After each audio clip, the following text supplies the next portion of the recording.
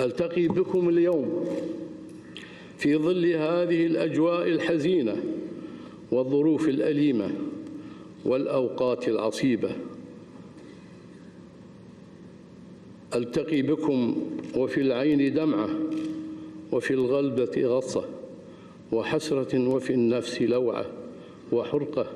ألتقي بكم والكلمات تضيق وتعجز عن التعبير عما يختلج في خاطري وفي نفسي شخصيا من مشاعر الحزن والأسى على فراق أخي ورفيق عمري ودربي المرفوق له بإذن الله الشيخ نواف الأحمد الجابر الصباح، طيب الله ثراه وجعل الجنة ودار الخلد مثواه.